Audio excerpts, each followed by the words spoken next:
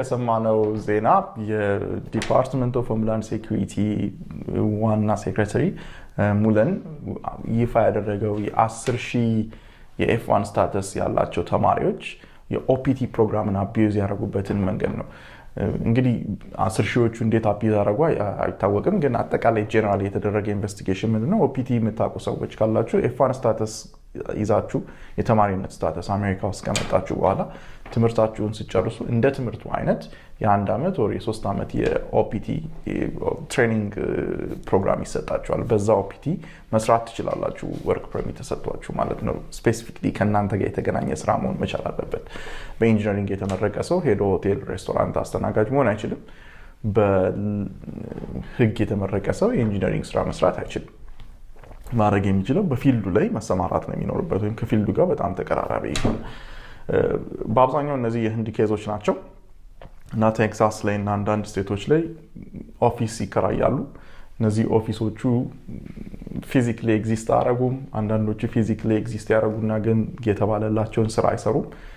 ዝም ብለው እነዚህን የኦፒቲ ፕሮግራም ላይ ያሉትን ተማሪዎች ይቀጥሯቸዋል እና ከቀጠሯቸው በኋላ ለዩኤስሲአይኤስ ኖቲፋይ ይሰጣሉ። ለምሳሌ ምን አይነት ኤልኤልሲ ብለው some kind of ኤልኤልሲ ያቋቁማሉ። ከዛ ይሄ ኤልኤልሲ ይሄን የኤፍ1 ስቱደንት ይቀጥረዋል። የቀጠርኩት በወር $3,000 ነው ብሎ ያስመዘግባል። 90 ቀን ጠብቅ ያለው የአሜሪካ ዜና ጋር በዚህ ውስጥ መቀጠር አልቻለም፣ ስለዚህ ይሄን ተማሪ የቀጠርኩት ነው ብሎ እንደዚህ አይነት የሌበር ሰርቲፊኬቶችን ያሟላል። ከዛ በኋላ የኤፍ1 ስቱደንቶችን በኦፒቲ ያሉትን ይቀጥራቸዋል ማለት ነው። ምንድነው የሚያደርጉት? ከኤፍ1 ተማሪዎች ገንዘብ ይቀበላሉ። ከዛ እነዚህ የኤፍ1 ተማሪዎች ደግሞ ሌላ ቦታ ሄደው ስራ ይሰራሉ ማለት ነው። ምክንያቱም ኤፍ1 ስታተስን ከጨረስክ በኋላ በተማሪነት ከጨረስክ በኋላ በኦፒቲ ፕሮግራም ውስጥ በ90 ቀን ውስጥ ስራ ማግኘት አለብህ። በ90 ቀን ውስጥ ስራ ካላገኘህ ከአሜሪካ ለቀህ መውጣት አለብህ። ብዙ ሰዎች አያገኙም፣ ወይም ደግሞ ብዙ ሰዎች ላንል እንችላለን 20-30% አያገኙም። እና እነዚህ ሰዎች አሜሪካንን ለቀህ መውጣት አይፈልጉም። ያላቸው ቻንስ በአይኒ ሚንስ መቀጠር ነው፣ በጣም በርካሽ መቀጠር። ያም የቀጥራቸው ከሌለ ደግሞ እንደዚህ አይነት ስካም ውስጥ ይገባሉ ማለት ነው። እነዚህ ስካመሮች የሚያገኙት ጥቅም የኤፍ1 ተማሪው ለቀጣሪዎቹ ይከፍላል።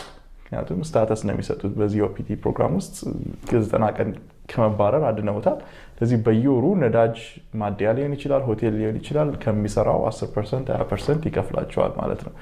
ኢምፕሎሮቹ መክፈል ሲኖርባቸው፣ አሰሪዎቹ መክፈል ሲኖርባቸው ለኤፍ1 ተማሪዎቹ ግን የሚከፍሉት በተጓዳኝ እነዚህ ሰዎች ናቸው። እና የዲኤችኤስ ያደረጋቸው ኢንቨስቲጌሽኖች እነዚህን ስካመሮችን የያዘው ከስካመሮቹ ጋር ተባባሪ የሆኑት ተማሪዎች ኦፒቲ ላይ ያሉትም እነሱም እንግዲህ ተጠያቂነት አያመልጡም ማለት ነው። ስታተሳቸውን ያጣሉ፣ ወደፊት አጀስት ማድረግ አይችሉም፣ ከአሜሪካ ይባረራሉ። እንግዲህ የአሜሪካን ሲስተሞች ላይ በጣም ማሲፍ ሲስተም ነው። ገቨርንመንትን ለሆነ ጊዜ ማታለል ትችል ይሆናል፣ ግን በዘላቂነት ማታለል አይቻልም። በተለይ እንደዚህ አይነት በብዙ ቦታ ያሉ ማጭበርበሮችን ስትመለከቱ እዛ ውስጥ ላለመግባት ተጠንቀቁ። አንዳንድ ጊዜ እንመለከታለን፣ በተለይ አይቲ ሙያ ውስጥ አሁን ብዙ አይነት ስካሞች ይሰራሉ። ሬዚሜ በመስራት አዲሽናል የሆነ የኢምፕሎይመንት ሂስትሪዎችን በመጻፍ እንግዲህ አንዳንድ ቦታዎች ላይ የተሳካላቸውን ሰዎች ታያላችሁ። ከዛ እናንተም ትገባላችሁ። ግን ይሄ ማሲቭ ወደ መሆን ሲሄድ፣ ሲስተሚክ ወደ መሆን ሲሄድ የአሜሪካ መንግስት ፍላግ ያደርገዋል። ምክንያቱም የዛኔ የናሽናል ሴኩሪቲ ሌቨል ይደርሳል። እነዚህ ነገሮች ቶለሬብል ከመሆን በላይ ይሆናሉ። አንዳንድ ማጭበርበሮች መንግስት ራሱ እያወቀ ቶለሬት ያደርጋቸዋል። ለምሳሌ አንድ ኤግዛምፕል ብሰጥ እስከ ትራምፕ አድሚኒስትሬሽን ሰከንድ የትራምፕ አድሚኒስትሬሽን ድረስ አንድ ግለሰብ በሜዲኬድ እና በኢንሹራንስ ማጭበርበር ሂደት ውስጥ ከ1.5 ሚሊዮን ዶላር በላይ ካላጭበረበረ የፌዴራል መንግስት ኢንቨስቲጌት አደረገው።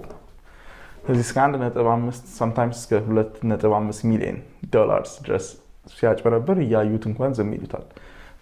ያ ሌቨል ሲደርስ ነው የፌዴራል መንግስት ይሄን ግለሰብ ኢንቨስቲጌት ማድረግ የሚችሉት፣ ወደ ፍርድ ቤት የሚወስዱት ማለት ነው።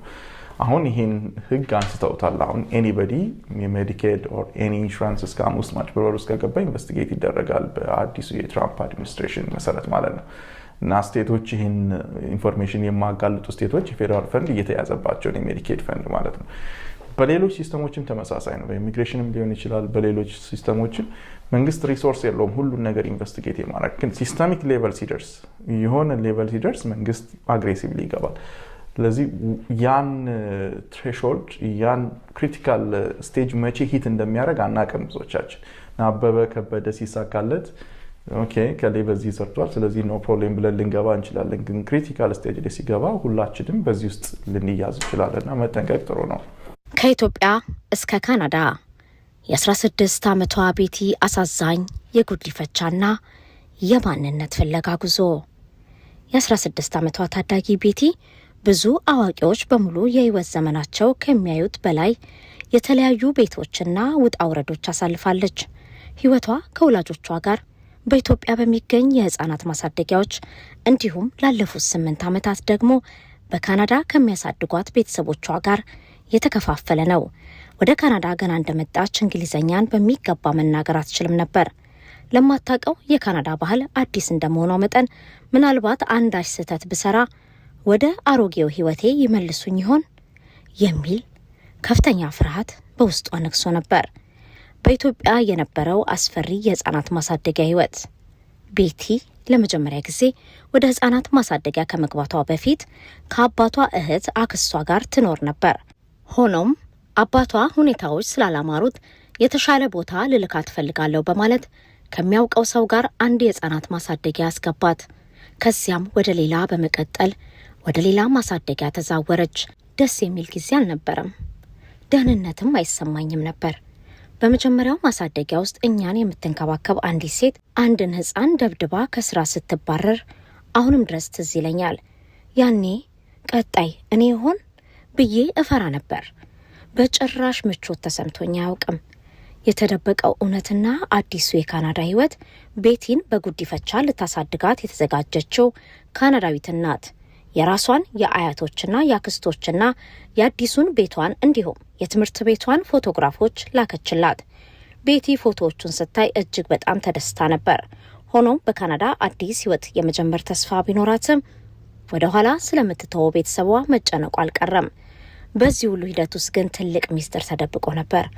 አባቷ ለወላጅ እናቷ ቤቲን ወደ አዳሪ ትምህርት ቤት ሊልካት መሆኑን ነግሯት፣ ቤቲ ግን አዲሷን አሳዳጊ እናቷን አግኝታ ወደ ካናዳ ለመብረር